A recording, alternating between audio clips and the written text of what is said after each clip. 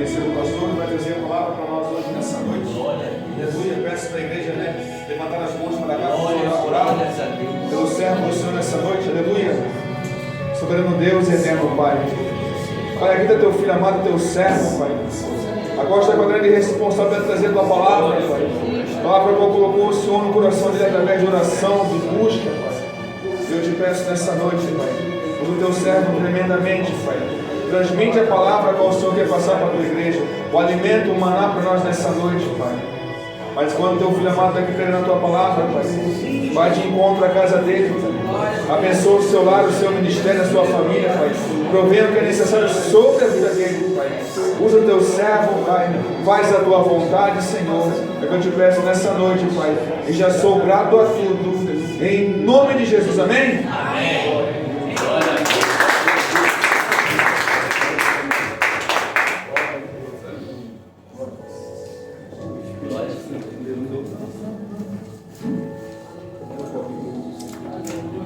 Cumprimento todos com a paz do Senhor, amém? Amém. Vou pedir permissão para o pastor, vou tirar esses. Pode citar, irmãos, pode citar. Glória a Deus, aleluia. Confesso que é um prazer conhecer mais uma partícula, um rebanho do Senhor que está garantindo o lugar no céu. Aleluia. Porque se você largou o frio de mão, enfrentou ele para vir para cá, o lugarzinho já está garantido. Você pode ter certeza disso. Aleluia. É um prazer, irmãos, demandas as nossas brincadeiras. É um prazer conhecer os pastores que estão na minha retaguarda. Que Deus abençoe o pastor. Nós estamos aqui incumbidos dessa responsabilidade através do servo de Deus, o servo de Jesus Cristo, nosso irmão Eduardo, que trabalha como colaborador lá na nossa empresa.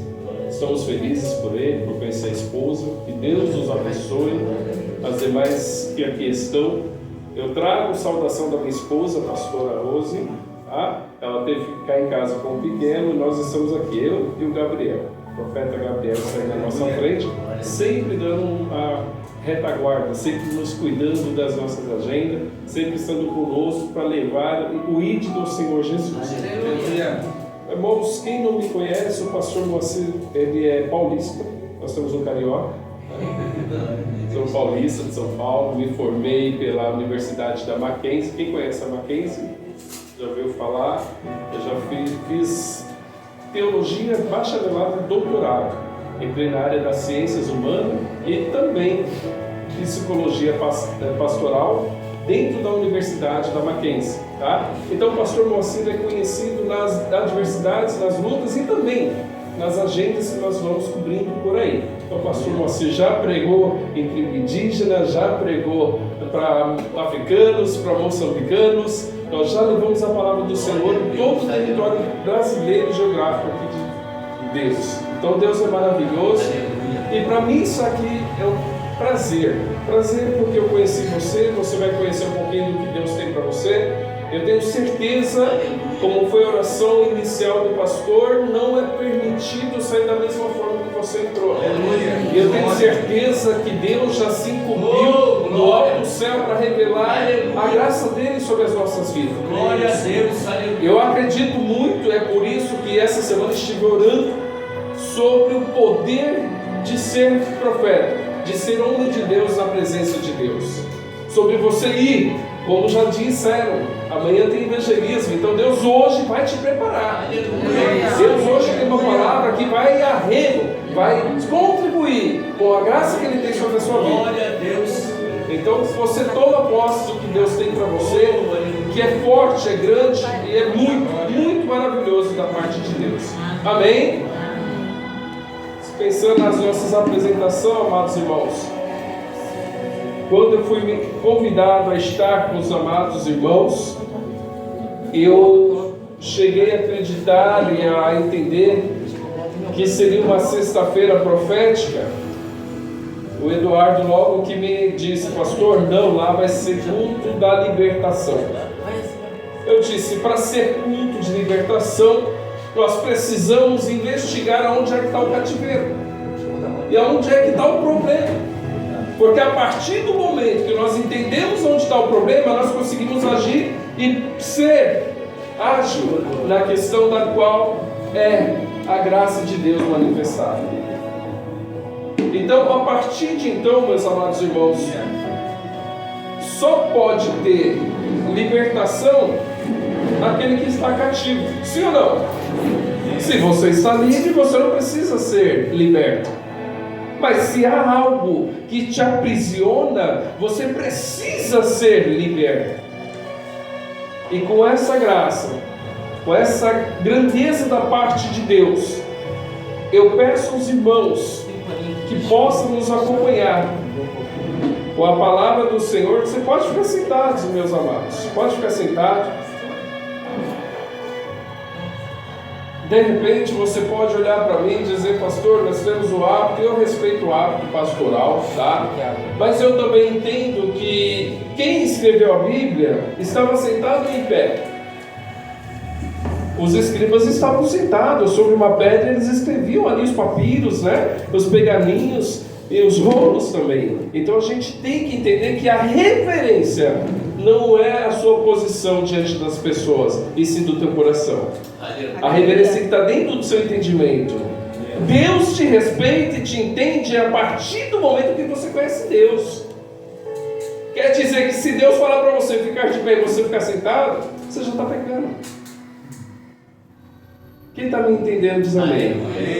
Então a graça de Deus é manifestada pelo aquilo que eu conheço de Deus. E quanto mais eu conhecer Deus, mais próximo de Deus eu estarei. É por isso que o apóstolo Paulo ele vai mencionar dizendo: dentre vós que estamos aqui, eu sou mais pecador. Porque houve graça da parte de Paulo entender as Escrituras Sagradas. Irmãos, pega isso. Se você não pegar, eu nem vou ler a Bíblia, mas se você não pegar isso aqui de início, você não vai entender nada da pregação de hoje. Eu estou dizendo para você, a Bíblia ela foi escrita em pergaminhos, peles de cabra, em rolos, e após muitos anos houve-se uma combinação perfeita de 70 rabinos. Quem são esses 70 rabinos? A Septuaginta. O que é a Septuaginta?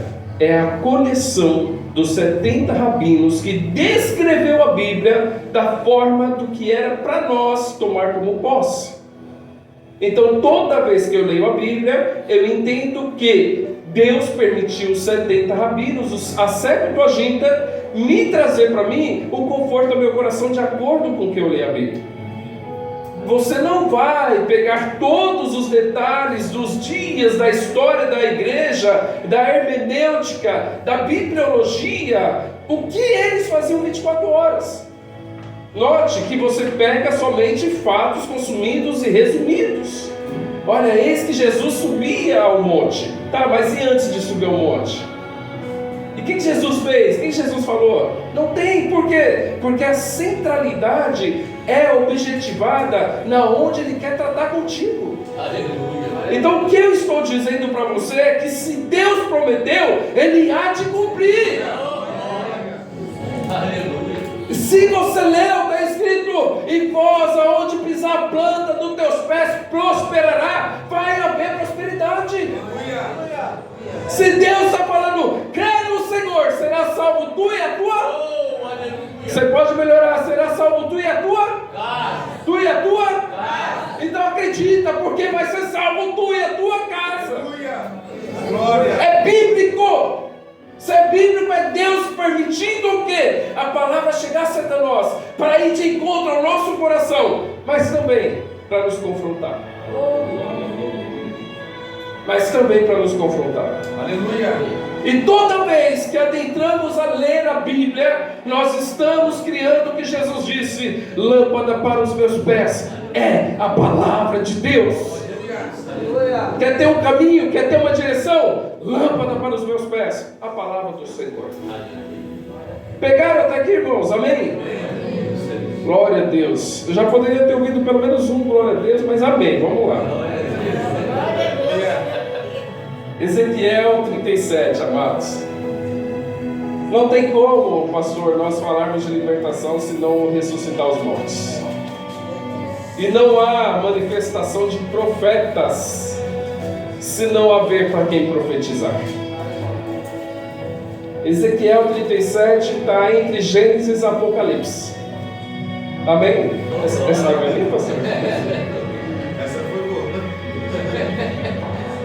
Glória. Glória a Deus, aleluia.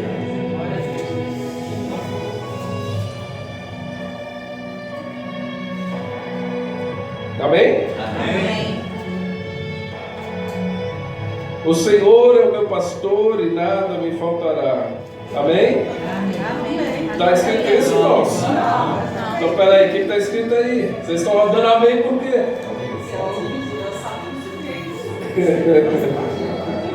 Então vamos para a Bíblia, irmãos, olha lá.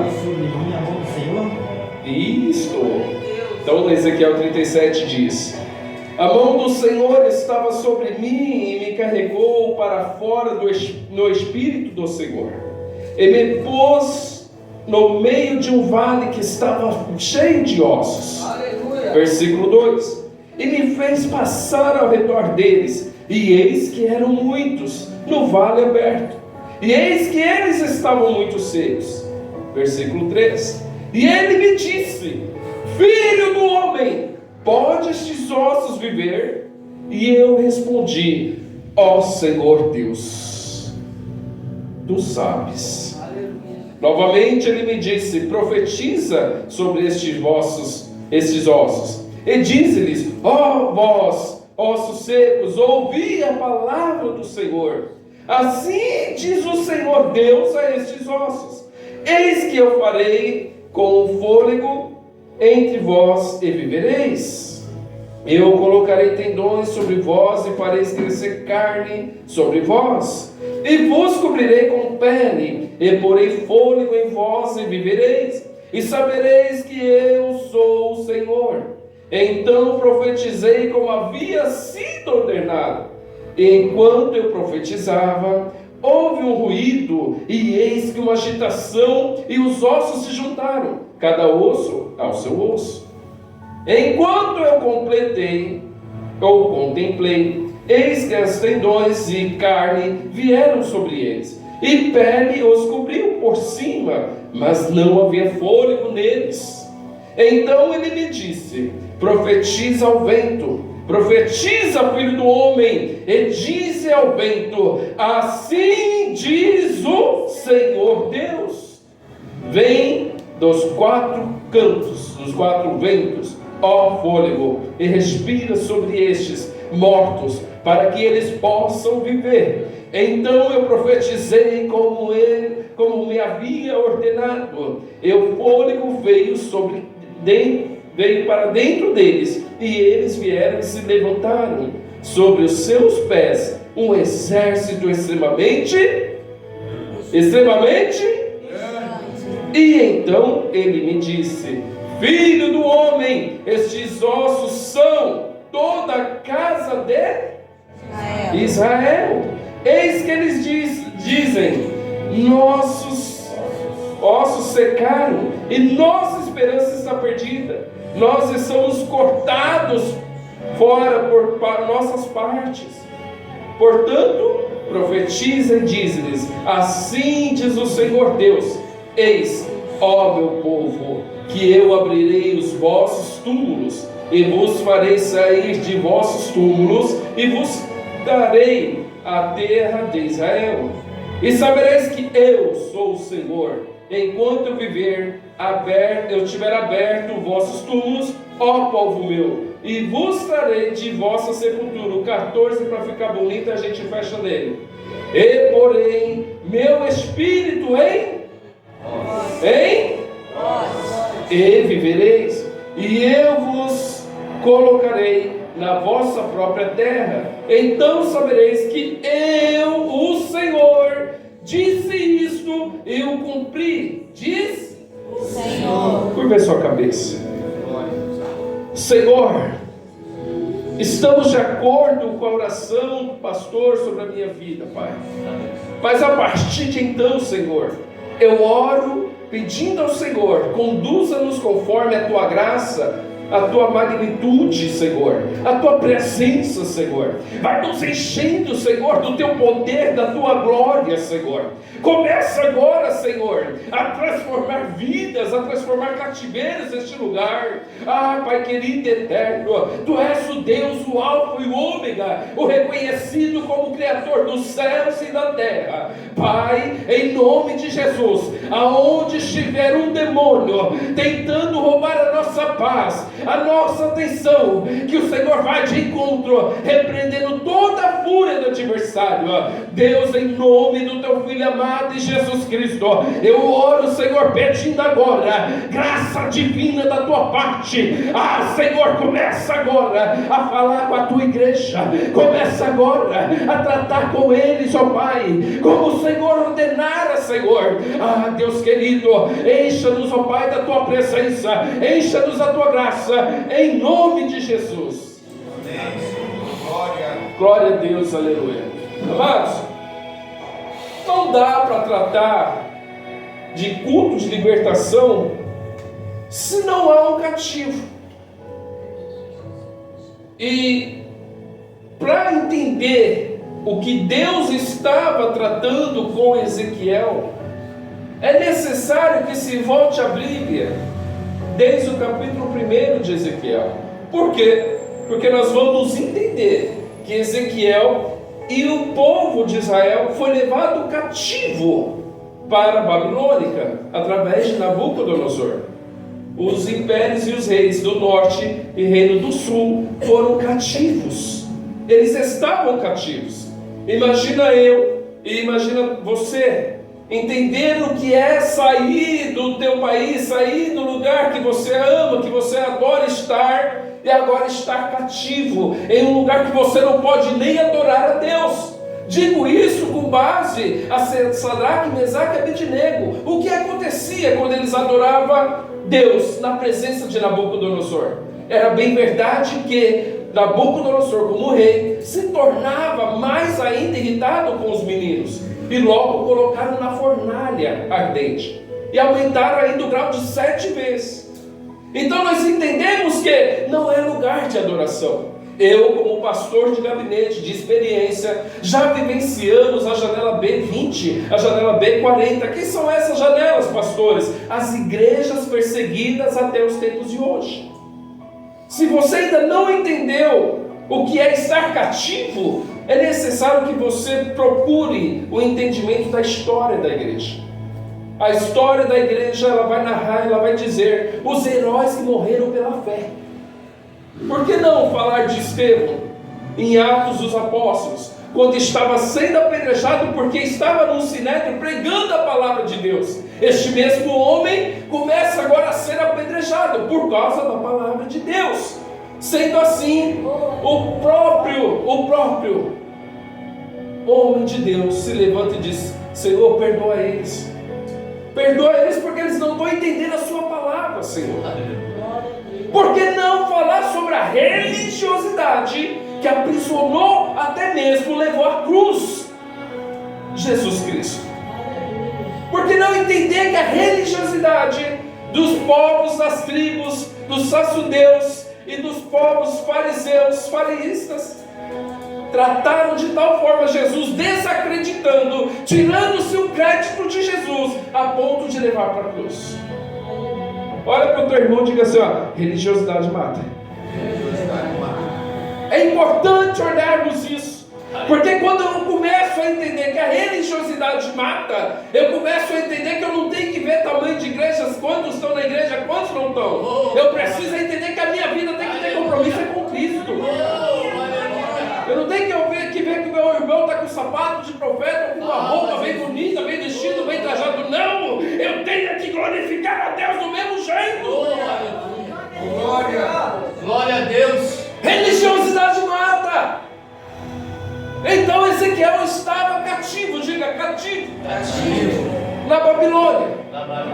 Ezequiel é a tribo de Israel, ou seja, os guerreiros de Israel. Então isso é no capítulo 1, a gente começa a ver que 5 anos Quantos anos? 5 anos. Eles estavam cativos. E Deus olha para Ezequiel dizendo: eu vou te levantar como profeta.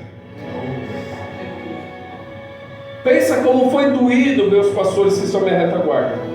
Um homem que foi levado cativo, vivenciar uma história de profeta, quando na verdade está todo mundo morto.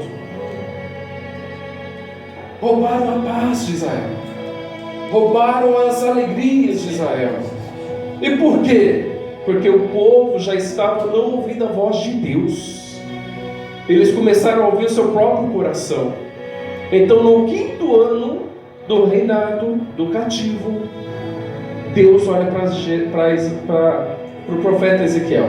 E o profeta Ezequiel é levantado como promessa de Deus. E essa promessa vai nos mostrar que quem manda em todas as coisas é Deus. Aleluia. Tenta você imaginar todo mundo sem esperança. Esse bairro, São Vicente, é isso, né? São Vicente. Cidade Nova. Eu sempre confundo Cidade Nova, São Vicente, porque eu moro lá para Itaipava. Então nem faço muito parte aqui. Mas toda vez que eu passo aqui, eu vejo algumas pessoas que estão mortas em seus próprios delitos, sabe assim? Elas estão vivendo num pecado, mas elas não conseguem sentir o pecado.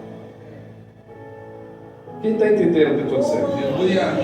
Jovens, crianças, que você está andando com um carro. Quantas vezes eu pego meu carro, venho e dou uma volta aqui, as crianças soltando pipa em frente do carro, não tem cuidado, e os pais não estão nem aí para nada. Isso também é estar preso em pecados e cativos. Agora imagina o povo de Israel que adorava o Senhor. O povo que Deus falou: essa é minha nação eleita, escolhida por mim. Aleluia. Mas são cativos, porque deixaram de ouvir a voz de Deus. Quantas vezes, é uma pergunta minha, você não precisa responder. Quantas vezes Deus tem falado com você e você ainda está dormindo? Quantas vezes Deus está falando: te prepara, e você diz: não, ainda não. Pastor, o senhor sabia que aqui no nosso meio tem missionária, tem pregadores, tem pessoas ungidas por Deus, mas que estão deixando de lado o fardo. Deus te chamou para uma boa obra. Aleluia. Aleluia. Deus te chamou.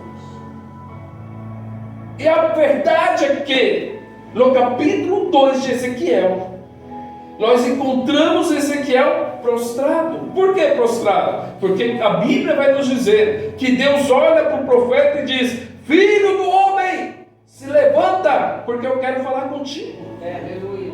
Mas a pergunta que eu falo para você nesta noite é: o profeta vivendo cativo, no mundo, no meio de uma opressão maligna, será que realmente ele estava deitado? O que vocês acham? Sim ou não? Como que você, no meio da tribulação, no meio da angústia, você fica deitado? Não existe isso, irmãos. É a mesma coisa te colocar dentro do presídio, você vai ficar deitado, tem certeza? Como diz o velho ditado, é um olho no peixe e olho no outro gato, não é isso? Então a gente tem que ficar atento. Então Ezequiel estava atento, sim ou não? Sim. Sim ou não? Sim. Mas acontece que Deus olha para o profeta e diz: põe de pé. Deus se contradizeu então?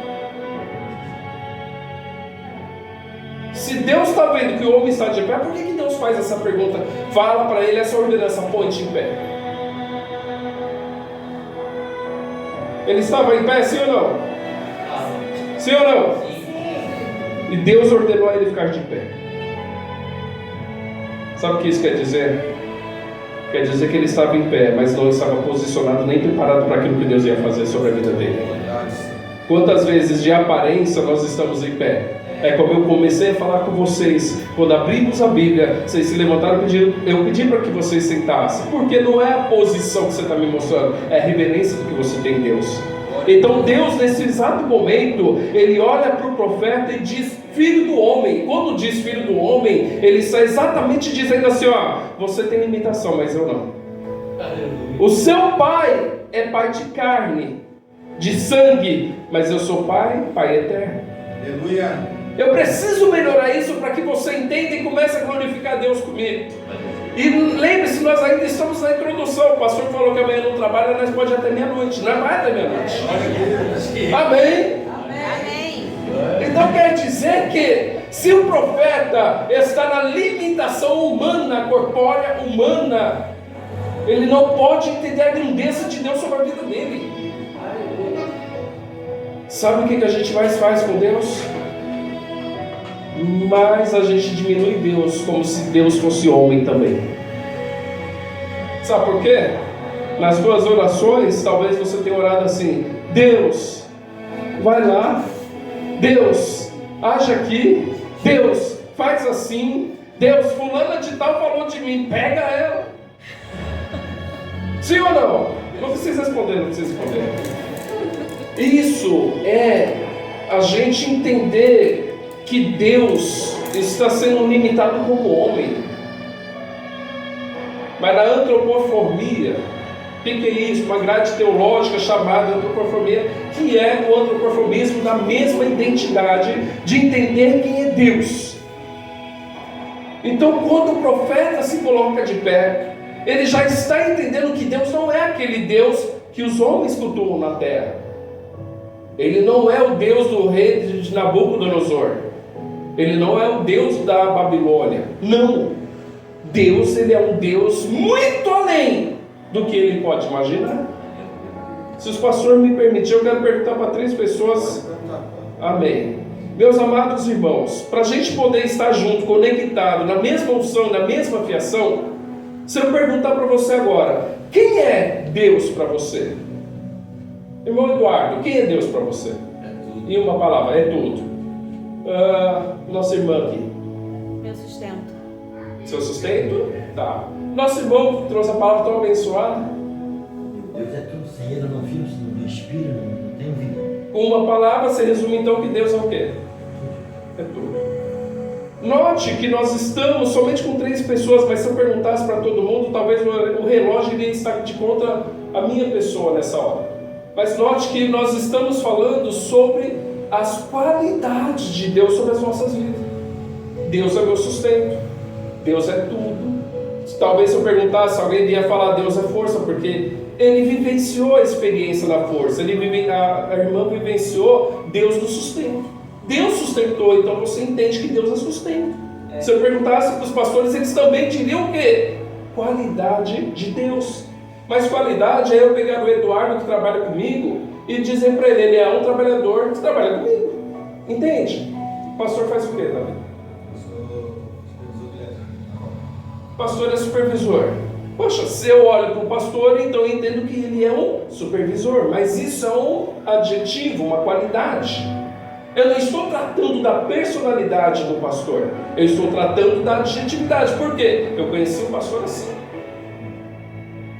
Sim ou não? Sim. Mas a partir do momento que eu mudo o grau de conhecimento com a pessoa que eu quero me relacionar, eu não precisaria talvez perguntar, pastor, trabalha do quê? Talvez eu já saberia em outras oportunidades, em um café que nós estaríamos tomando, em um evangelismo que nós estaríamos cultuando a Deus. Note que existem duas situações aqui. A primeira, aproxima-se do seu pastor para você entender quem é o pastor.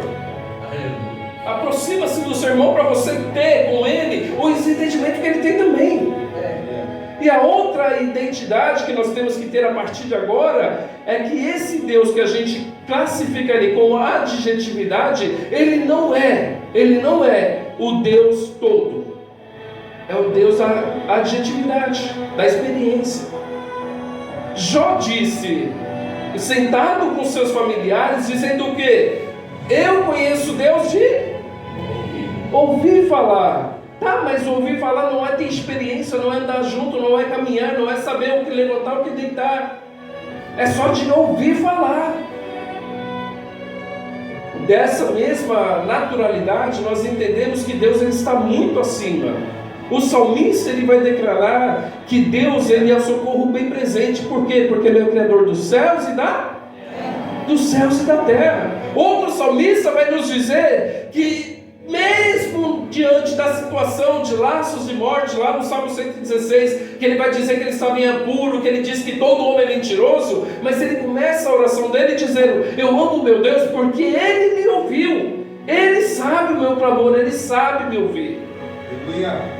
Entende? Então, quando a gente começa a mudar o grau de identidade, o grau de conhecimento, nós estamos sendo impactados, porque entendemos que aquele homem, filho do homem que estava prostrado, ele começa a entender que Deus é soberano sobre todas as coisas.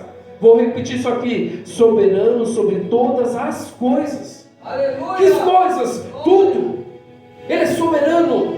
Deus, Ele é eterno. Por que Ele é eterno, pastor? Porque Ele não está no nosso tempo, Ele está fora do nosso tempo. Nós vamos morrer, mas Ele não morre. Aleluia. Nós precisamos dos irmãos para caminhar junto, mas Deus não precisa. Glória a Deus, aleluia. Deus é, e não precisa de mais nada, porque Ele é tudo. Ele é soberano sobre todas as coisas.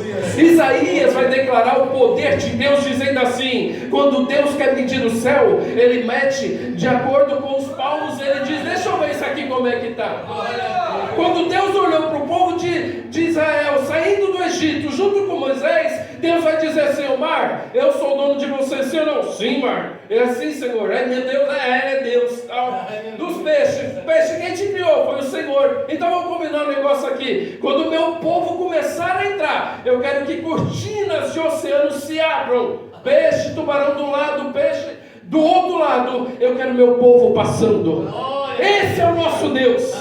Diz Deus em Gênesis que Deus criou as coisas só falando. Haja sol, houve sol. Haja luz, houve luz. Haja escuridão, houve a escuridão. Haja divisão do mar e da terra, houve a divisão do mar e da terra. Detalhe, é que quando Deus falava, não tinha essa desculpinha de dizer assim: ah não, a internet acabou, não dá para fazer o trabalho, ah não, aqui a engrenagem deu problema. Não, porque Deus fala e acontece. Aleluia. Então esse é o Deus que nós servimos. O nosso Deus está acima de nós. Muitas das vezes pessoas têm chegado em você e têm dito assim: ó, Deus vai mudar a tua história, Deus vai fazer isso, Deus vai fazer aquilo. Vai nada, porque Ele já fez. É nós ainda que não chegou no objetivo que Deus quer. No meio da caminhada que você tem com Deus, Deus tem objetividade sobre a tua vida. Ele te levantou para ser mais do que vencedor. Aleluia. Oh, glória. É mentira de Satanás dizer que as tuas orações não estão sendo ouvidas. É mentira de dizer que ele está te oprimindo. Sabe por quê? Porque quando eu abro a Bíblia em Jó, eu começo a entender que Deus deu ordem até Satanás para obedecer e abençoar a vida de Jó. Quer ver aonde? Quando Deus tem uma conversa com Jó e com Satanás.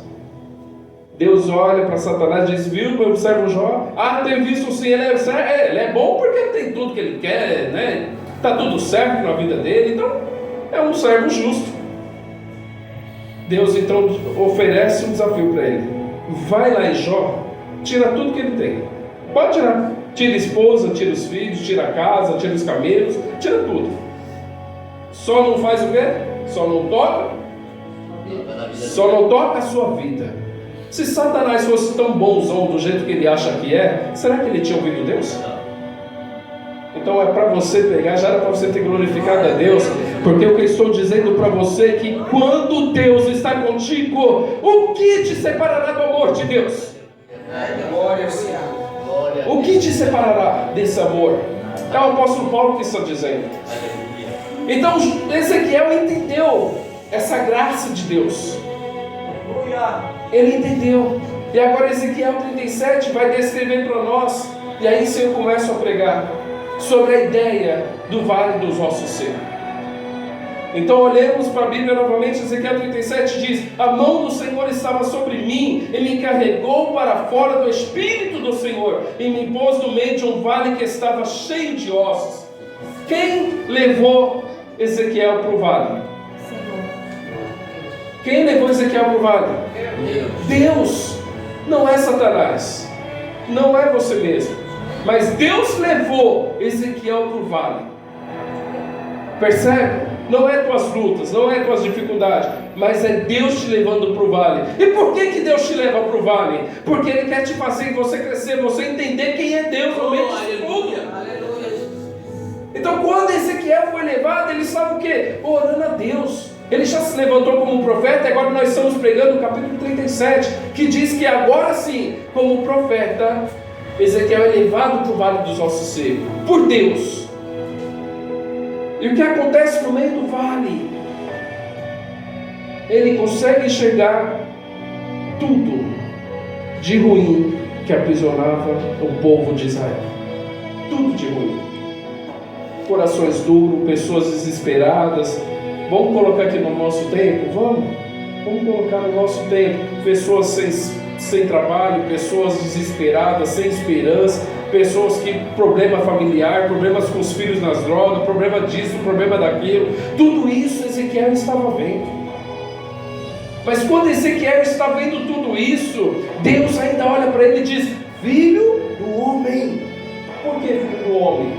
Porque ele está vendo o problema da nação. Amanhã, quando vocês saírem para evangelizar, vai acontecer um problema da nação, o problema aqui de Itajaí. Quais são os problemas? Pessoas se drogando, pessoas com problemas, com dificuldades, com vícios. É a mesma história que Ezequiel estava vivenciando. Só que neste ato contexto, Deus diz assim: filho do homem, por um acaso pode ressuscitar esses ossos? O que Deus está exatamente falando para Ezequiel? Deus está dizendo assim: eu sou soberano sobre todas as coisas. Eu faço o que eu quero, na hora que eu quero, do jeito que eu quero. É por isso que Lucas, o médico, ele entende o que? Lá em Lucas 1,37 ele vai dizer o que?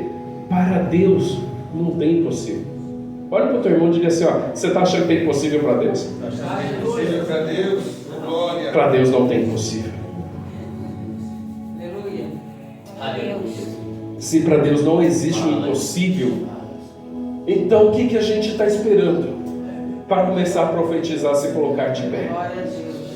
O que a gente está esperando para começar a glorificar a Deus, a forma e reverência que Ele precisa ouvir? É verdade, papai. Quando Deus levanta o profeta, Ele está dizendo: pode ficar tranquilo, porque tudo está sob a minha mão. Você só vai fazer o que eu estou te pedindo, porque eu assinei embaixo. E a vitória é certa em nome de Jesus. A vitória é certa. E é sobre essa graça que Ezequiel ele começa a estar no meio do vale dos ossos. O que significa o meio? O meio é a centralidade. Eu, por exemplo, agora estou no meio de vocês e vocês estão conseguindo me olhar. Sim ou não? Sim. Meio significa que você tem prioridades, que você está sendo de alguma forma o centro das atenções. Imagina agora um povo sem esperança, um povo desanimado, um povo sem força para lutar, nenhuma força, nenhuma. Desanimado, prostrado no chão, olhando para o único momento da salvação deles, que estava no profeta Ezequiel. Então aqueles ossos que ele estava vendo, ele estava no meio. Irmão, quando Deus nos leva para o vale, é porque Ele tem missão para nos ensinar. É a mesma coisa, ó, a escola. Quem é pai aqui? Deixa eu ver. Então vocês vão, todo mundo vai entender o que eu vou dizer agora. Aleluia. Quando nós levamos nosso filho para a escola, nós voltamos. Sim ou não? E que bom, que bom. Por que bom? Porque se a professora olha feio para o teu filho, o que você vai dizer para a professora? Meu filho, tu não mexe não. Se seu filho não está fazendo a lição, e aí vem o Yuri, que é o coordenador da escola do meu filho, e vai falar alguma coisa: ô Yuri, está pensando o quê? Ele é meu filho. Sim ou não, igreja? Nós vamos defender o que é nosso. Mas a partir do momento que eu estou defendendo o que é nosso, eu estou privando ele de entender que ele precisa crescer no meio daquele deserto. Eita, glória. A partir do momento que eu vou com meu filho para a escola, eu estou entendendo que ele precisa ser aprovado. Então Deus nos tira de cena, porque seria difícil, como pai, olhar para a situação e dizer: não, aqui você não mexe. Aleluia. Isso porque eu estou falando nós, pais. Agora vamos falar do Pai Deus. Será que Deus vai permitir alguma coisa acontecer com você? Que Deus não está de acordo? Mas aí como é que você vai aprender no deserto? Como é que você aprende no vale? Deus te dá a aula, Deus te dá a prova e diz: agora é com você. Quando os discípulos estavam com Jesus sobre o barco, Jesus estava deitado e dormindo, e aí vem aquela tempestade, aquelas coisas todas, e o povo incomodou Jesus, dizendo: oh, Jesus, olha aí a situação como é que está. O que eu entendo com isso, irmãos? Quando Jesus está no meio do barco, pode vir tempestade que for, mas Deus sempre dá a voz de silêncio para o mar. Aleluia. Deus aquieta o mar da tua vida, das tuas tempestades. Deus está cuidando. Oh, aleluia. Glória, Senhor. Então Jesus, Oh, glória. Ele ensinou para os discípulos o quê? Que Ele era o Deus do mar.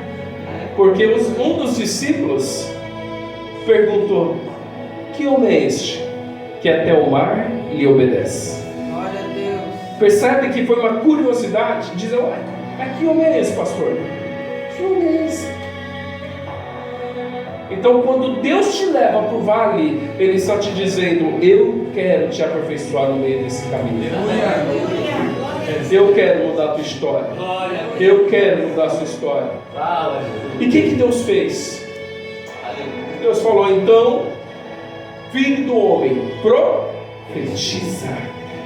Eu vou pedir para vocês ficarem de pé, irmãos. Oh, glória. Aleluia, glória. Eu quero que você feche o seu olho nesta noite. Se você está entendendo o que Deus está fazendo aqui, feche o seu olho. Aleluia. Eu quero dizer assim para você, que no meio das adversidades da tua vida, você não está encontrando mais a direção correta, você não está encontrando mais a tua família da forma que você queria, do jeito que era para ser, do jeito que era para acontecer. Hoje, eu olhando para a Bíblia, o livro escatológico. O que é isso, pastor? Livro escatológico, o livro que prevê as coisas que hão de acontecer, ou seja, o livro da Apocalipse, o livro da Revelação. Quando eu olho para lá, capítulo 8, de seu versículo 1, anjos que adoram o Senhor, anjos serafins, querubins, arcanjos, estão adorando o Senhor, e eles dizem: santo, santo, santo é o Senhor. Os anjos estão dizendo isso, mas quando eu começo a olhar para a Bíblia e eu começo a ver Deus pedindo para os anjos ficarem em silêncio, a Bíblia vai nos dizer que Deus fez: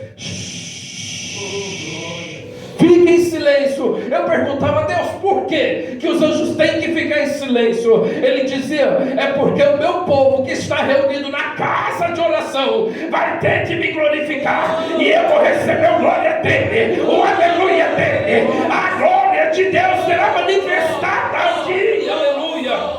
Mas eu quero que neste momento você seja profeta de Deus.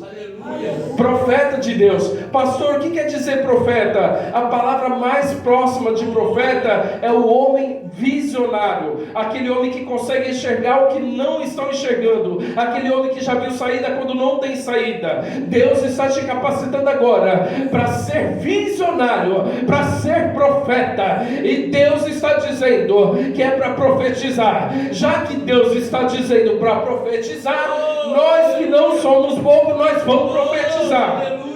Mas eu gostaria que você, nesse momento, a pessoa que está do seu lado, se você sabe o nome dela, você vai dizer o nome dela e vai dizer: profetiza. Amém? Estamos de acordo? Então você vai dizer bem alto. Eu vou dizer: Gabriel, profetiza, e você vai dizer a pessoa que está do seu lado. Amém? A glória de Deus vai descer sobre este lugar. Te prepara.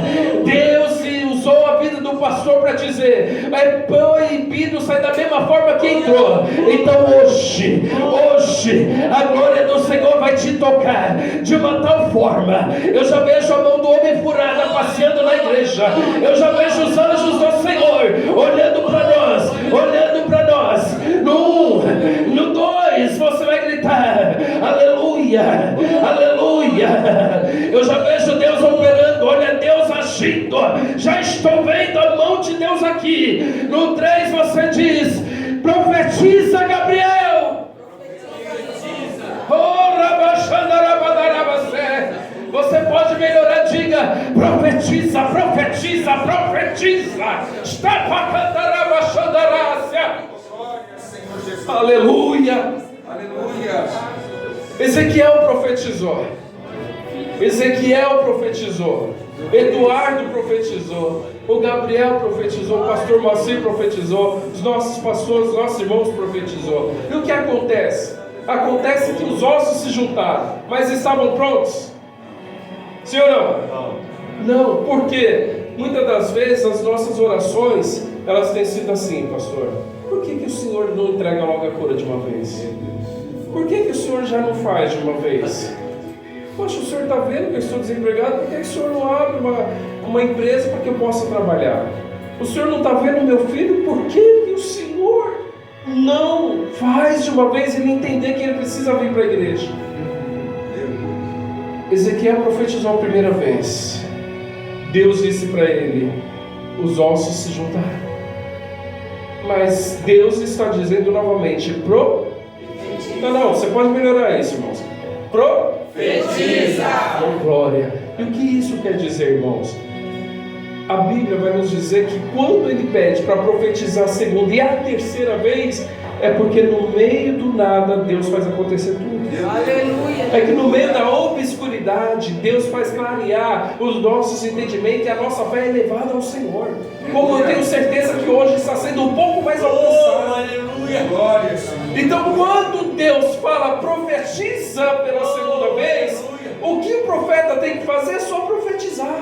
Glória. Mas para nós, lembra as campanhas que vocês fizeram no secreto, no jejum, na sua particularidade? Glória a Deus. Quando você prometeu para Deus algo, quando você disse: eu vou louvar assim porque eu sei que assim Deus vai me usar.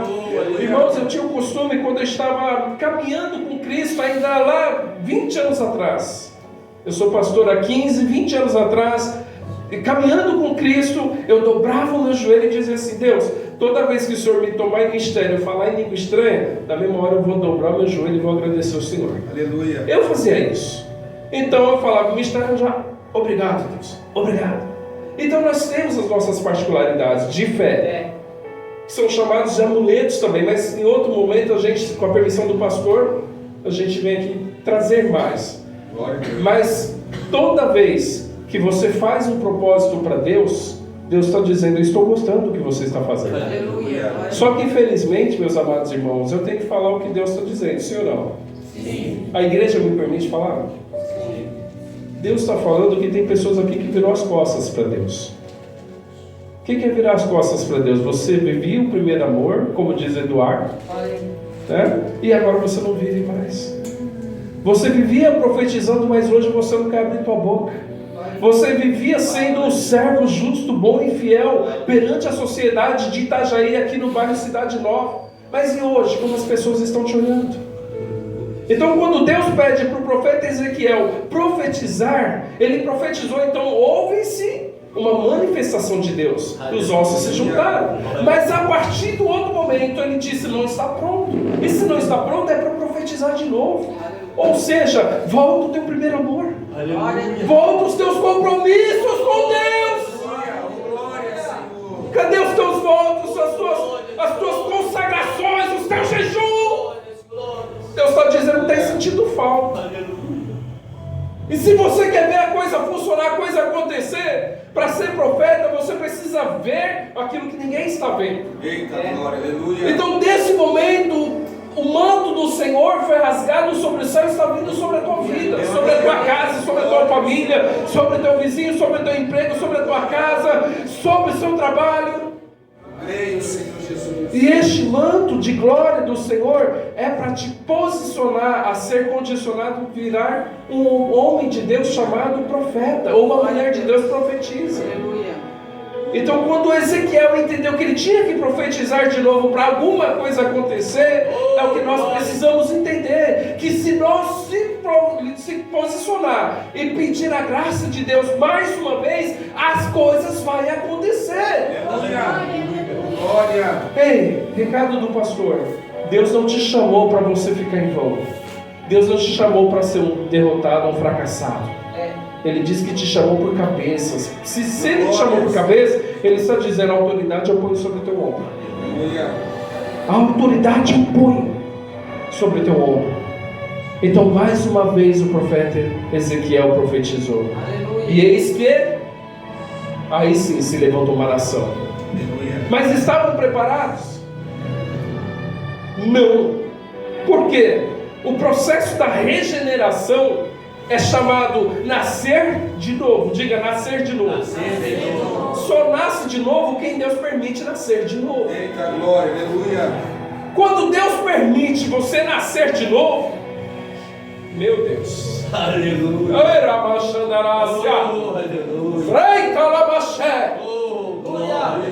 se tinha mais pessoas para vir para a igreja hoje, isso eu estou sendo ministrado por Deus, tá? Se tinha mais pessoas que era para estar aqui hoje e não veio, foi para algum lugar que não é casa de Deus, você pode ter certeza que Deus chamou você da sua casa e te trouxe aqui para te dar uma condição de profeta. Aleluia. É você que vai receber a glória do Senhor. Aleluia. Então, Deus, para dar um novo nascimento, Ele precisa soprar novamente o Espírito sobre eles. É aqui que eu fecho a palavra do Senhor. É aqui que eu paro de ministrar e entrego o microfone para o pastor. Mas eu gostaria ainda que você fechasse os seus olhos agora. Eu gostaria que você se colocasse na condição de profeta, mas agora dentro da tua casa, porque eu não sei como é que está a tua casa, mas você sabe como está a sua casa. Quando os homens se colocaram, de Israel se colocou de pé novamente, só dava para ver a aparência. Mas de aparência eles são bonitos, são fortes. Mas e dentro deles?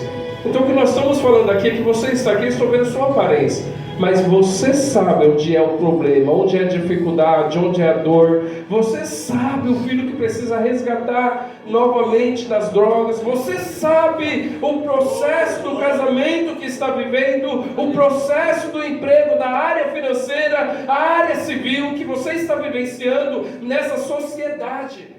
Você sabe. Então, com essa palavra, eu decreto que o Espírito do Senhor está passando sobre a tua vida agora, e você olhando para o teu problema, Deus vai te dar agora a condição para tratar e saber tratar e bem tratar daquilo que precisa ser resolvido. Deus está dizendo: não é amanhã, é hoje que eu mudo a história deste lugar, não é depois, é agora que vem a glória de Deus. Se você tem glória, dá glória. Se você tem aleluia, dá aleluia. Porque quanto mais adorar, Satanás sai em retirada, e o povo de Deus começa a marchar para a glória triunfante que Deus já declarou. Aleluia. Se coloque de pé. Hoje você não vai sair da mesma forma. Sabe por quê? Não vai ser esforço físico. Não vai ser esforço físico. Agora eu vou fazer porque o pastor Moacir falou: não. Você não está entendendo. Você vai sair daqui de uma outra forma, porque o Espírito Santo, enquanto eu estava orando, Ele te abraçou, Ele te envolveu nos mantos dele, Ele te levou no poder da glória, no poder daquela olaria, e você foi tomado por Deus. Então eu tenho certeza que a palavra foi pregada, a unção e função de profetisa e profeta foi ministrada, vocês tomaram posse, e a glória do Senhor desceu sobre tu e sobre a tua família. Amém? Deus abençoe a todos.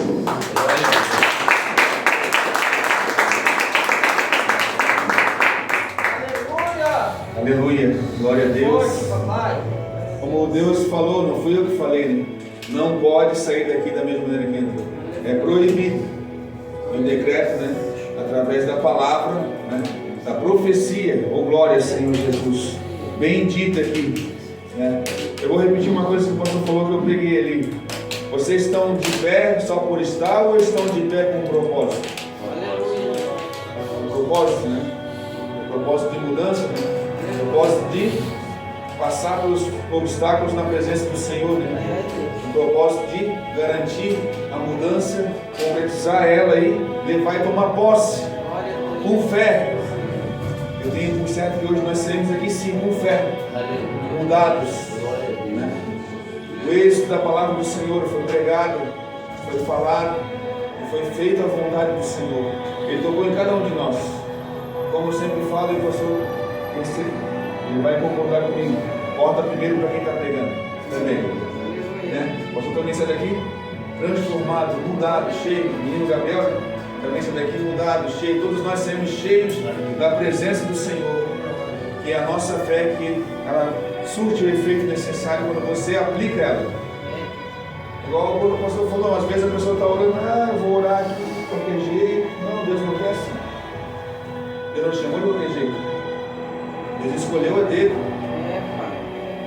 Como vou falar daqui, às vezes, o ministério cheio de pessoas mais vazias da presença do Senhor. Não adianta. Não vai mudar nunca. E a gente aprende no processo, na dificuldade, né? Quando Deus permite você passar por um vale, todos passamos. Eu estava falando hoje, estava orando hoje, acho que eu comentei com a minha esposa, eu falei, o processo do cristão é o dia que ele levantou as mãos para Deus e falou, eis-me aqui, Senhor, como teu servo. Esse processo dura o resto da tua vida. Quando você vai se lapidando, aprendendo, Deus vai te moldando conforme Ele quer. Então faça aquilo que Deus fez você lembrar essa noite. Eu falo aqui de primeiro amor. O irmão Júlio sempre fala sobre isso. Eu quero voltar ao meu primeiro amor. Eu quero adorar como eu adorava antes. Adore. Faça aquilo que Deus colocou no teu coração. Seja vencedor em Cristo. Já somos vencedores.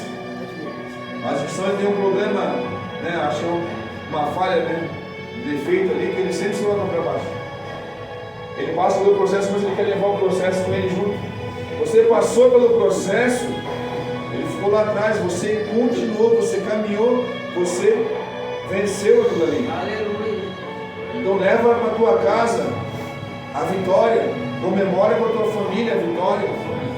Aqueles que ficaram em casa que não puderam vir, que estão no processo, como fala aqui, que você, eu e a minha casa serviremos ao Senhor. É uma promessa que Deus tem para todos nós. Aqueles que não estão ainda vão vir. Profetiza. Aleluia. Às vezes nós estamos com um vale de ossos secos dentro de casa e não quer se mexer, e não quer se unir. Oh, aleluia! Mas é a tua oração, a tua mudança, as vitórias que Deus te dá, que você mostra para eles a mudança, a diferença que Deus fez, e vai uma hora eles enxergar, não, realmente esse Deus é maravilhoso, é isso que eu quero para mim também. Quem tem que contagiar, quem está do nosso lado, contagiar, passar. Às vezes você vai ter que contar um processo que você passou para motivar uma pessoa que não quer ser tocada, que não permite que ele saia do vale dos ossos secos, para que Deus venha, entre na providência e mude essa pessoa. Deus ele vai fazer sempre. As promessas não estão retidas, mas quem que é que afasta elas acontecerem? Somos nós mesmos. Então, com fé, leva para a tua casa a tua vitória e saímos daqui mudados, transformados para a honra e a glória do nosso Senhor Jesus. Oh glória, oh soberano Deus e eterno Pai, Senhor, obrigado mais uma vez pelo esse culto maravilhoso, único, a qual não volta mais, a qual a tua vontade foi feita, cada um qual o Senhor tocou para fazer como teu servo essa noite, profetas aqui, Senhor, como foi falado, e são mesmo, Pai, que viemos profetizar cada vez mais em nossas vidas, em nossos lares, em nossas famílias, aonde colocamos a ponta dos nossos pés, e vamos ser luz, a qual o Senhor coloca para nós como direção, Senhor, através da tua palavra, Pai. Obrigado, meu Deus, por tudo, Senhor, meu Deus e meu Pai, Senhor. Uma vez mais te peço e oro e clamo nesse momento. Amanhã apresentamos para ti, Senhor, esse evangelismo. Leva-nos aonde o Senhor queira que vamos. Cada um que o Senhor vai tocar no coração de amanhã, sentir a tua presença junto com a tua palavra, Pai. Não é sobre um alimento ao qual vamos doar, não, Pai. mas é a tua presença que vamos levar juntos, Senhor. Que ela venha mudar, Senhor. Glória a Deus. Como foi pregado hoje aqui sobre vale, Pai. Amanhã vamos passar por vales de ossos secos, de pessoas que precisam, Senhor, ser mudadas, Pai. E é somente o Senhor, Pai, mas precisa ser profetizado sobre a vida deles, Pai. Então nos capacitas, ó Deus, mais uma vez eu te peço, Pai, como os profetas da Tua Palavra, Pai, o Teu Evangelho, onde disse ali que tem que ir de pregar o Evangelho a toda criatura, onde o Senhor ordenar, aonde o Senhor mandar, Senhor. Assim eu te peço, Pai, e sou grato a tudo, Senhor, em nome de Jesus. E se Deus é por nós, Quem será contra nós? Agindo Deus, Quem impedirá? ninguém, meus amados, ninguém pode impedir aquilo que Deus já preparou para nós, tracejou, arquitetou, planejou. Apenas profetize e faça a vontade de Deus. E uma salva de palmas ao nosso Senhor Jesus.